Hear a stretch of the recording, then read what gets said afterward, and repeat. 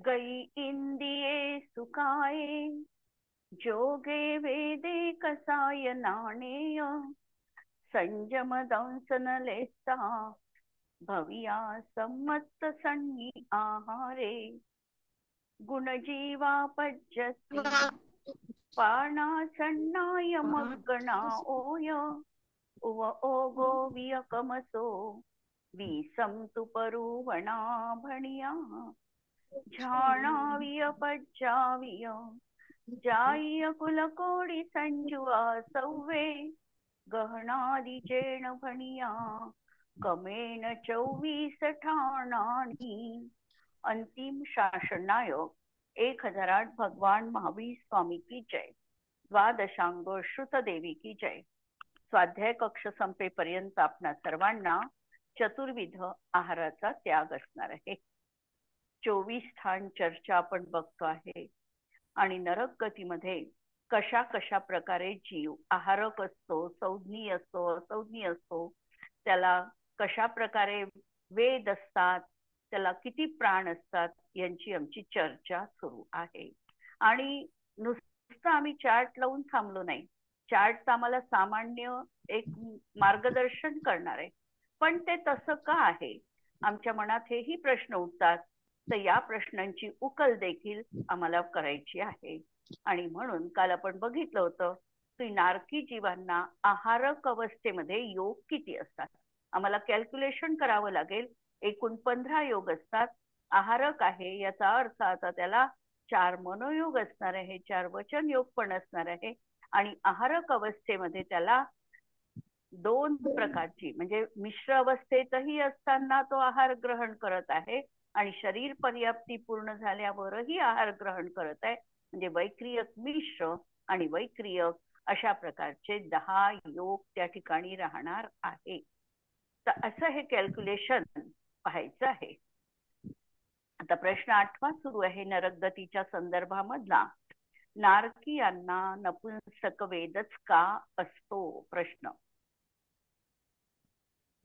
उत्तर राहील की नरक गतीमध्ये पापाचा उदय तीव्रतेने असतो.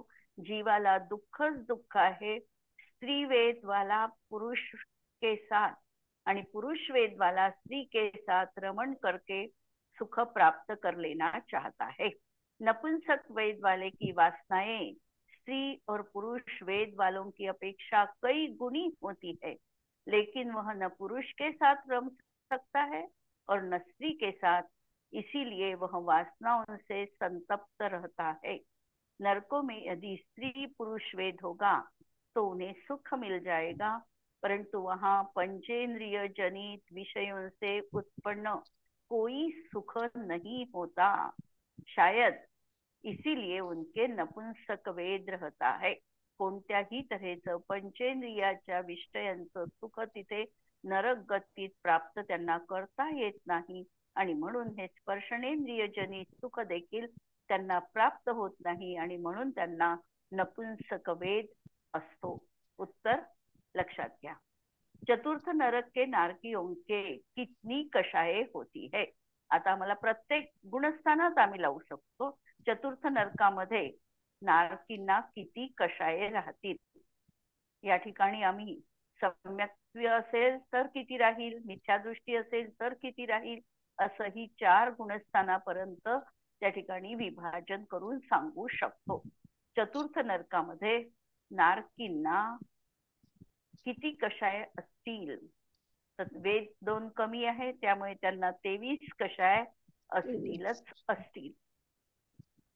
आणि जर तो सम्यक दृष्टी जीव असेल, चौथ्या नरकामधला सम्यक दृष्टी आहे, तर त्याला 4 कषाये कमी राहतील. चौथं नरक साधारणतः एक एक्झाम्पल म्हणून घेतलेलं आहे.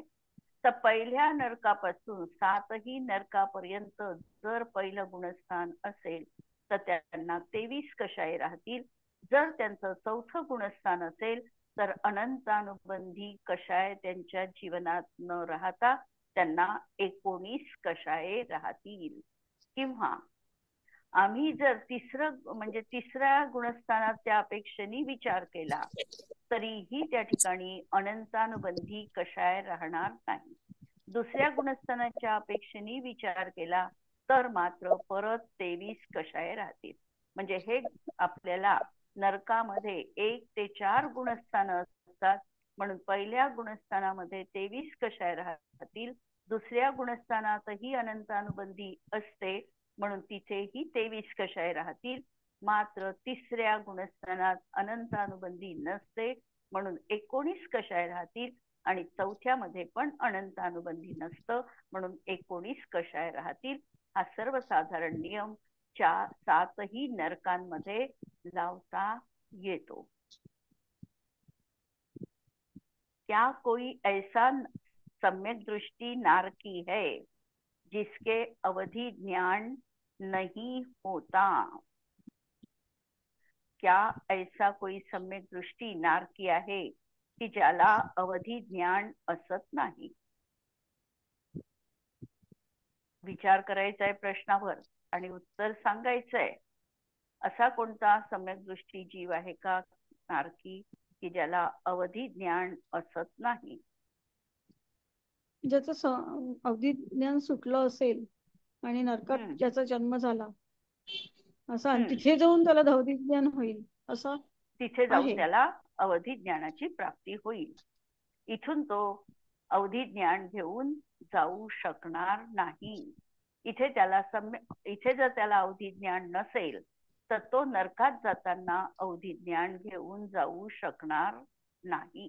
सैनिकाचा जीव आपण घेतला तरी देखील इथे त्यांना मरताना अवधी ज्ञान नाही, तर ते नरकात जाताना सम्यक्त्व सहित जात आहे, परंतु नरक गतीमध्ये जात असताना अपर्याप्तक अवस्थेमध्ये त्यांना अवधी ज्ञान असणार नाही.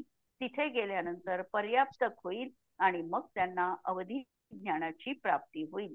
सम्यक्त्व सहित असेल तर सुअवधी राहील. मिथ्यात्व सहितही तसाच नियम लावायचा की अपर्याप्तक अवस्थेत अवधी ज्ञान मिथ्यात्व गुणस्थानातही राहत नाही. पर्याप्ती पूर्ण झाल्यावरच अवधी ज्ञानाची प्राप्ती होते आणि ते मिथ्यात्वासोबत असल्यामुळे कुअवधी म्हटल्या जातं. उत्तर पाहू आपण.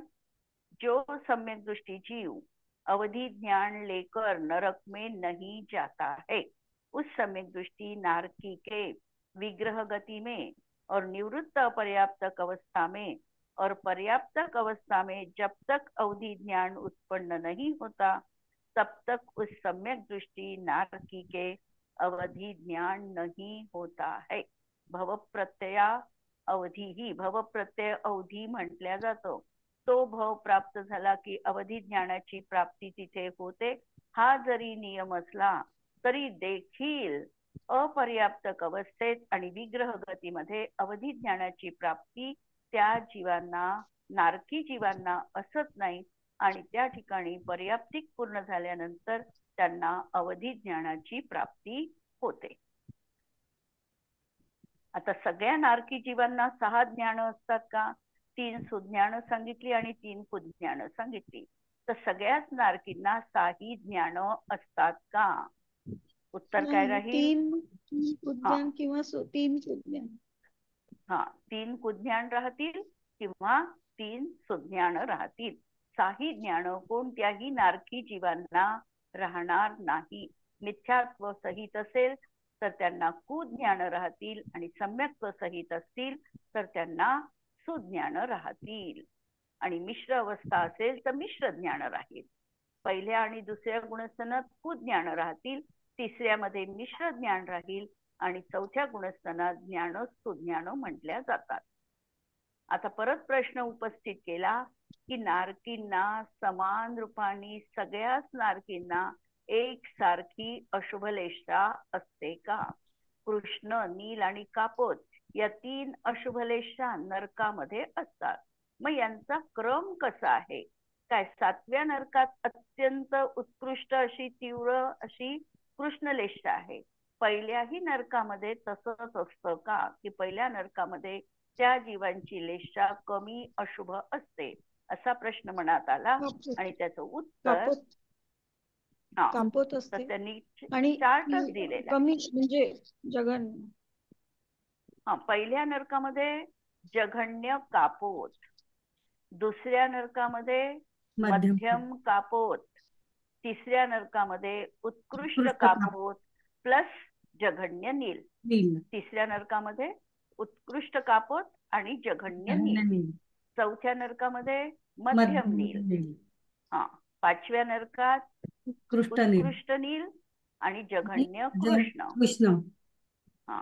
सहाव्या नरकामध्ये मध्यम कृष्ण कृष्ण आणि सातव्या नरकामध्ये उत्कृष्ट कृष्ण. उत्कृष्ट कृष्ण. तशा तऱ्हेने ह्या लेशा 7 नरकांच्या अपेक्षेने आहेत. तुम्ही प्रश्न आता नारकी मिश्र ज्ञान अंके. म्हटलं, मिश्र ज्ञानामध्ये काय घ्यायचं? मिश्र ज्ञान म्हणजे सम्यक दर्शन मिश्र आहे म्हणून त्यांचं ज्ञानही मिश्र म्हणायचं. जसं सम्यक दर्शनासोबत ज्ञान सुज्ञान आहे, हो तेच त्यांच्याजवळ जे काही ज्ञान आहे तेच लावायचं. ते ज्ञान त्यांचं मिश्र आहे. तर श्रद्धा मिश्र आहे ना. आमचं बेस कशावर आहे? श्रद्धेवर. हो. श्रद्धा समीचीन तर ज्ञान समीचीन, श्रद्धा मिथ्या तर ज्ञान मिथ्या, श्रद्धा डामडोल म्हणजे मिश्र तर ज्ञान डामडोल. तेच ज्ञान राहील. ज्ञानामध्ये काहीही बदल होणार नाही. जसं छडालामध्ये चौथ्या ढालीत त्यांनी म्हटलंय की सम्यक साते ज्ञान होय पै भिन्न राधो. आणि त्यांनी उदाहरण दिलं, प्रकाश दीपकते होई. प्रकाश पडला, दीप उजळला की प्रकाश जसा पडला. म्हणजे कशाने? श्रद्धा जशी आहे तसं ज्ञान आहे. आणि हे दोन्ही एका समयात आहे, त्यामुळे त्याला मिश्र ज्ञान म्हणायचं. जे आहे तेच. ठीक है? हो. नारकियों के अशुभ लेशाही क्यों होती है? कारण संक्लेश परिणाम आहे. नरकामध्ये सर्वत्र संक्लेश परिणाम आहे. त्यांच्या जीवनात यत्किंचित देखील सुखप्राप्ती नाही. 5 तऱ्हेचं दुःख सतत ते भोगत असतात आणि त्याच चिंतेमध्ये ते असतात आणि म्हणून त्यांना अशुभ लेशाच असणार आहे. नारकींच्या जीवनामध्ये द्रव्य आणि भाव या दोन्हींनी अशुभ लेशा होतात का? आता नारकी जीवांचा वर्ण कसा आहे? वर्ण देखील त्यांचा कसा असणार आहे? काळा काळा होत जाणार आहे. म्हणजे त्यांचा वर्ण देखील अशुभ आहे आणि भावही म्हणजे भावलेशा आणि द्रव्यलेशा दोन्हीही त्यांच्या लेशा अशुभ असणार आहे. कारण त्यांचं शरीरही दिसायला देखील अत्यंत म्हणजे बेडौल, कुठे वाकलेलं, कुठे कशा प्रकारचं असं, म्हणजे ज्याला म्हणतो आम्ही हुंडक संस्थान, तर असं त्यांचं शरीर हुंडक संस्थानचं असणार आहे. कुणी कमरेत वाकलेलं असेल, कुणी गुडघ्यात, म्हणजे कसंही असं त्यांचं शरीर असणार आहे. आणि शरीराचा वर्ण देखील त्यांचा आकर्षक राहणार नाही. काळा वर्ण असणं अलग गोष्ट, कारण काळ्या वर्णामध्ये देखील आमचे 2 तीर्थंकर होते, परंतु 2 तीर्थंकर असताना त्यांची द्रव्यलेशा शुभ होती. पण नरकामध्ये त्यांचा वर्ण असा आहे की तो वर्ण विद्रूप आहे. त्याला असं आकर्षकपणा किंवा तो चांगला आहे असं त्या ठिकाणी असत नाही. म्हणून त्यांची द्रव्यलेशा ही अशुभ आहे आणि भावलेशा देखील अशुभ असणार आहे. नारकियों के शरीर नियम से हुंडक संस्थान वाले ही होते हैं, इसीलिए उनके द्रव्य से अशुभ लेशा होती है. सभी नारकियों के पर्याप्त अवस्था में द्रव्य से कृष्ण लेशा ही होती है. म्हणजे काळाच वर्ण त्यांचा आहे. सूत्र दिलं, नारका नित्या शुभतर लेशा परिणाम देह वेदना विक्रिया. नारकी जीवांना नित्य अशुभतर लेशा, विक्रिया अशुभ, देह अशुभ अशा प्रकारचं सगळं काही राहणार आहे. आता नंतरचा प्रश्न, नारकी जीवांना अपर्याप्तक अवस्थेमध्ये किती सम्यक्त्व असू शकते? अपर्याप्तक अवस्थेत त्यांना किती सम्यक्त्व राहील? मिथ्यात्व राहील, नंतर क्षयिक सम्यक्त्व आहे आणि क्षयविषमिक. साधा नाही राहणार, मिश्र नाही राहणार. पहिल्या नाही राहणार मिश्र. पहिल्या नरकाच्या अपेक्षेने अपर्याप्तक अवस्थेत त्यांना मिथ्यात्व आणि क्षयिक सम्यक्त्व राहील आणि कृतकृत्य वेदकाच्या अपेक्षेने क्षयोक्षमिक सम्यक्त्व राहील. सगळी अपेक्षा लावायची. कृतकृत्य वेदक असेल तरच क्षयोक्षमिक, अन्यथा क्षयोक्षमिक नाही. आणि 2 पासून 7 पर्यंतच्या नरक भूमीमध्ये अपर्याप्तक अवस्थेत 2 फक्त मिथ्यात्व एकच आणि मिथ्यात्व. क्षयोक्षमिक बस. क्षयोक्षमिक नाही सम्यक्त्व घेऊन तो जाऊ नाही शकत नाही. हो जाऊ नाही पहिल्याही शकत. नरकात नाही हो जाऊ बरोबर. शकत. पहिल्याही अपर्याप्त आहे. नरकात हो तो हा हो हो पहिल्याही आलं ना, पहिल्याही नरकामध्ये तो जीव क्षयोक्षमिक सम्यक्त्व घेऊन जाऊ शकत नाही. तो कृतकृत्य वेदकवाला असेल तरच तो जाऊ शकतो. तर बस. आणि नियम म्हणून कोणतं? मिथ्यात्व आणि क्षयिक हे घेऊन तो पहिल्या नरकात जाईल. आणि कृतकृत्य वेदकवाला असेल तरीही तो पहिल्या नरकात जाईल. पुढच्या 2 नरकांपासून तो 7ही नरकांपर्यंत सम्यक्त्व घेऊन कोणत्याच नरकात जाऊ शकत नाही. अगदी ही वज्रलेपासारखी माहिती आहे. आता मी प्रश्न विचारते आहे या ठिकाणी की तो सम्यक्त्व घेऊन बाकीच्या 6 नरकात जाऊ शकत नाही. पहिल्या नरकात जाऊ शकतो. परंतु नरकातून निघताना तो सम्यक्त्व घेऊन निघू शकतो का?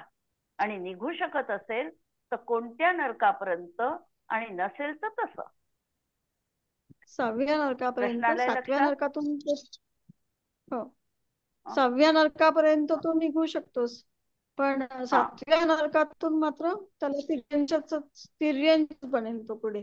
म्हणजे 6 पहिल्या जाताना क्रम आहे. पहिल्या नरकातच तो सम्यक्त्व घेऊन जाऊ शकतो. निघताना मात्र तो तिथे जर त्याला सम्यक्त्वाची प्राप्ती झाली तर 6 नरकामधला जीव सम्यक्त्व घेऊन मनुष्य बनू शकतो.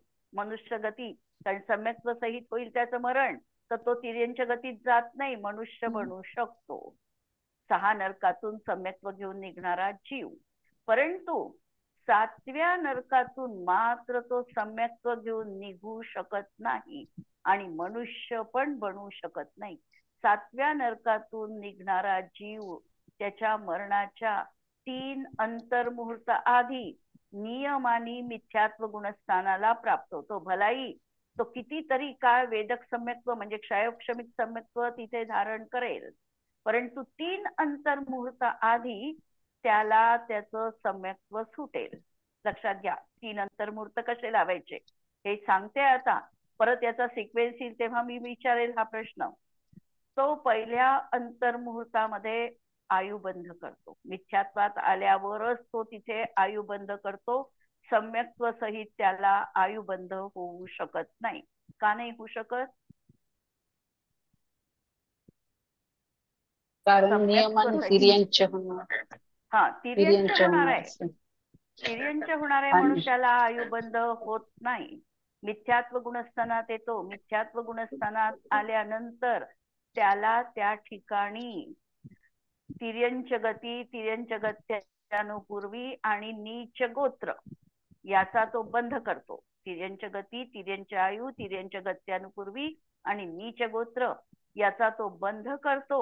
नंतर त्याचा आयुचा आबाधा काल तिथेच व्यतीत करतो. एवढ्या सगळ्या प्रक्रियेला त्याला तेवढा वेळ लागतो आणि नंतर त्याचं मरण होतं आणि तो तिर्यंच पर्यायी तिर्यंच आयुमध्ये जन्म घेतो. क्लिअर? म्हणून 7व्या नरकातून निघणारा जीव नियमाने तिर्यंचच बनतो आणि तो सम्यक्त्व घेऊन तिथून येऊ शकत नाही. हा नियम लावायचा. उत्तर आमच्या प्रश्नाचं दिलेलं आहे. अपर्याप्तक अवस्थेत किती सम्यक्त्व असतात? तर धम्मा नरक म्हणजे पहिलं नरक. यामध्ये अपर्याप्तक अवस्था में तीनों सम्यक्त्व होते हैं. तीनों म्हटलं, परंतु क्षयोपक्षमिक सम्यक्त्व कृतकृत्य वेदक की अपेक्षा ही समजना. क्षयोपक्षमिक सम्यक्त्व अपर्याप्तक अवस्थेत आहे याचा अर्थ त्याचं 4थ्या गुणस्थानामध्ये मरण झालेलं आहे. त्यांनी पहिल्यांदा नरकायू बांधलेली आहे आणि त्या ठिकाणी त्याला आता कृतकृत्य वेदक बनून त्या ठिकाणी तो नरकामध्ये चाललेला आहे. अशा जीवाला कृतकृत्य वेदक आहे, त्यांनी पहिल्यांदा नरकायू बांधलेली आहे म्हणून तो पहिल्या नरकामध्ये जाणार आहे आणि तिथे गेल्यावर त्याचं क्षयिक सम्यक्त्व पूर्ण होणार आहे.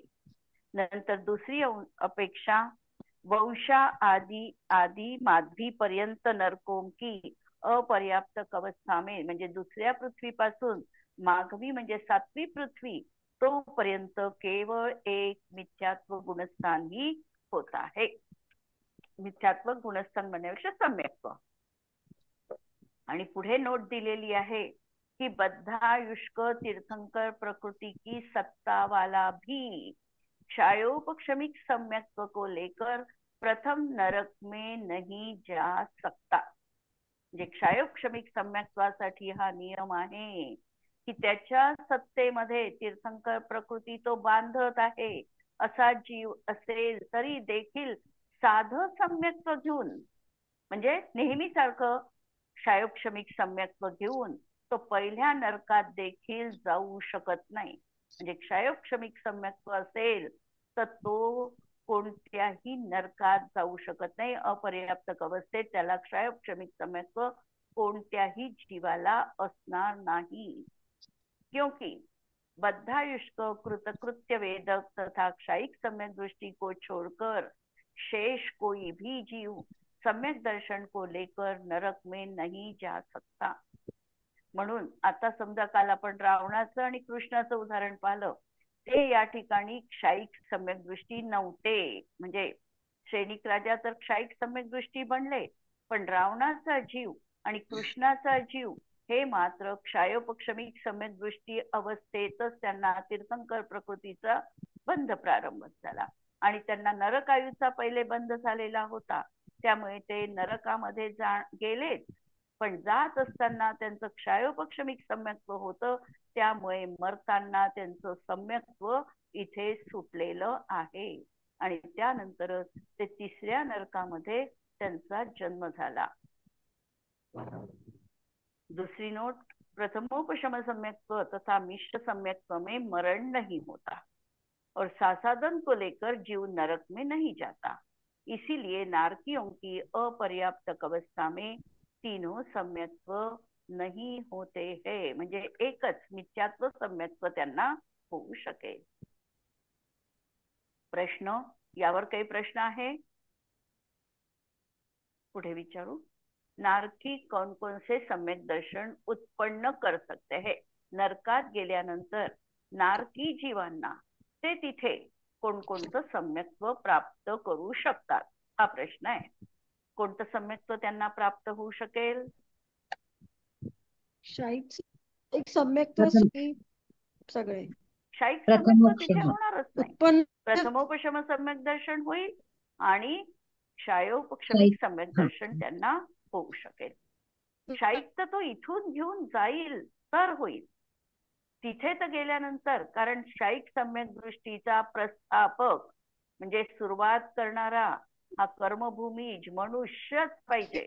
त्यामुळे नरकामध्ये क्षयिक सम्यक्त्वाची सुरुवात कोणालाही होणार नाही. भलाई त्याची निष्ठापणा पहिल्या नरकात संभवनीय आहे, पुढे नाही. ठीक आहे. म्हणून नारकी मला 2 तीर्थंकरांच्या सम्यक्त्व, पादमुलांचंही आहे ना त्याचं. तीर्थंकरांच्या पादमुलाजवळही पाहिजे, कर्मभूमीच पाहिजे, चतुर्थकालीन पाहिजे, उत्तम संवर्णनवाला पाहिजे. हे सगळे कंडिशन आहे आणि नरकात तर संवर्णनच नाही आहे. नारकी जीवांना संवर्णन आहे का?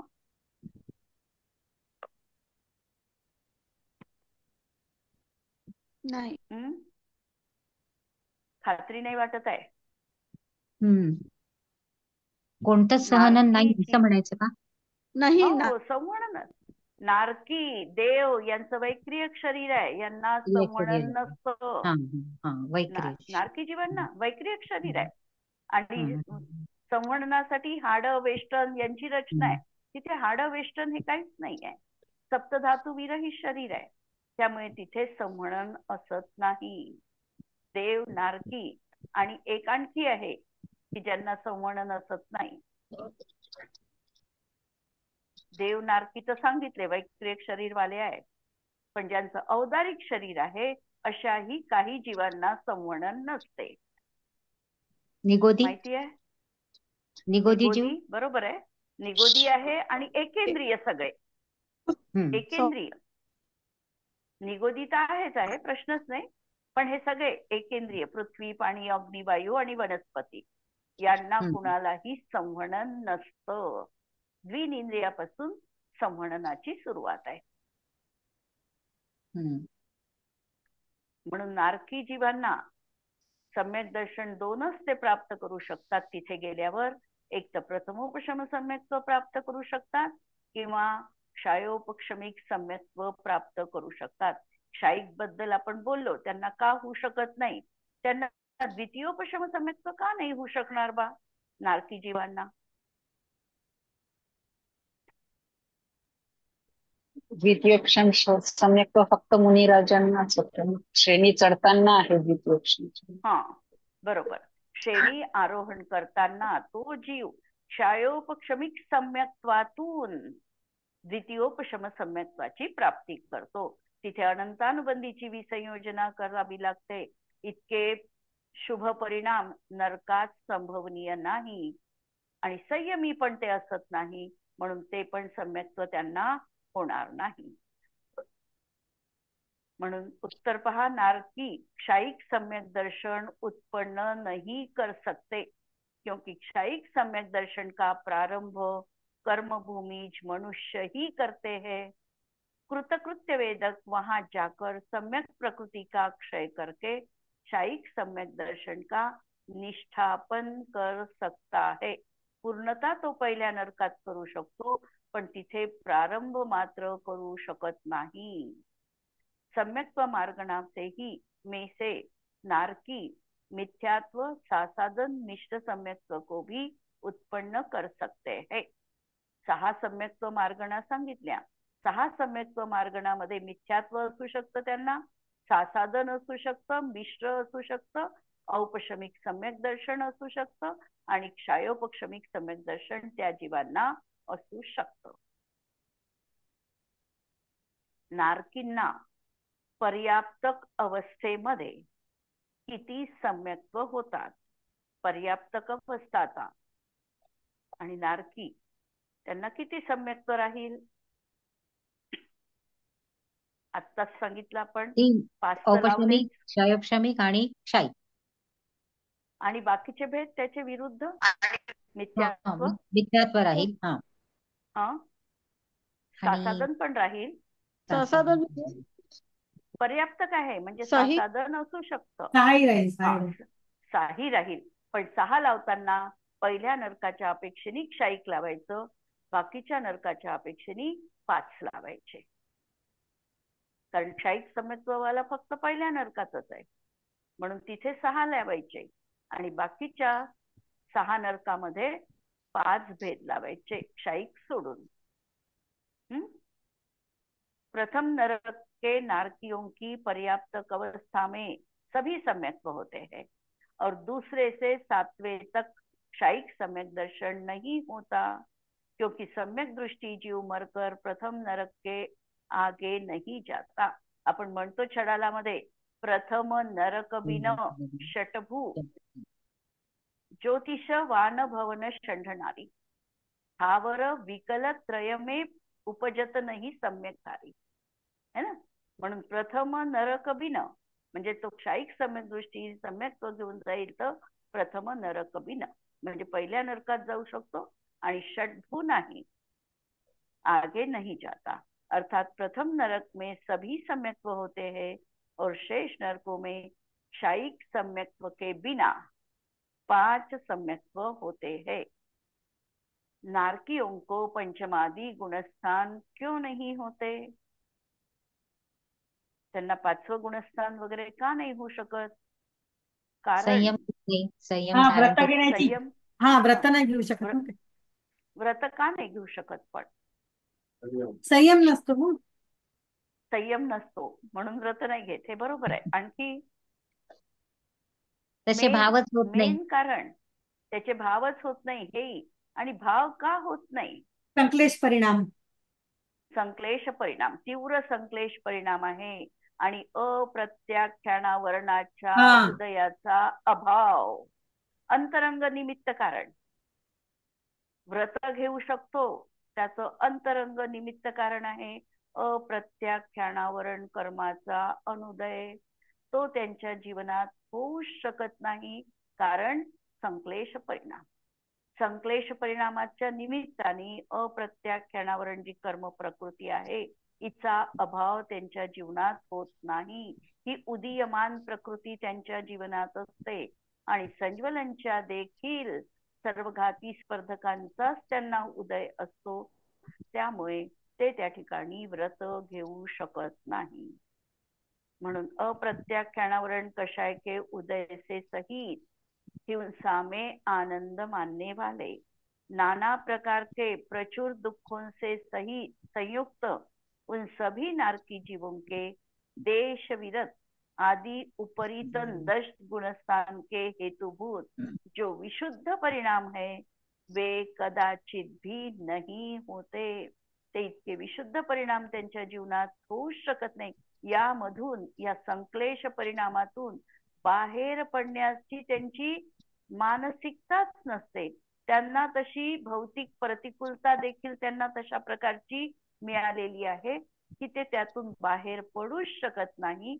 आणि दिवस रात्र त्यांचा परिकर जो आहे हा अशाच प्रकारे त्या ठिकाणी दुःखाने संपृक्त असा असतो. म्हणून त्यांना भाव तशा प्रकारचे होत नाही. आम्ही आमच्या जीवनामध्ये बघतो की ज्या वेळेला आम्ही सत्संगतीमध्ये असतो त्यावेळेला आमच्या जीवनामध्ये परिवर्तन दिसतं. आणि ज्या वेळेला त्यापासून आम्ही दूर हटतो तर आमच्या मनामध्ये देखील एक थोड्याफार प्रमाणामध्ये आजच्या काळात हे कठीण आहे, निभवणं बरोबर नाही आहे, सगळ्यांना अडचणी येत आहे, असा कुठे न कुठं एक त्या व्रताविषयीचा आमच्या मनामध्ये भाव निर्माण होतो. आणि त्यांच्या जीवनात सदैव अशी चौकट त्यांना लाभलेली आहे. त्याच्यामुळे तिथे तर त्यांच्या भावांमध्ये परिवर्तन होणं शक्य नाही. आता याचं पुढचं प्रकरण आपण उद्याला बघूया. यावर कुणाला काही प्रश्न असेल तर पाहून घ्या.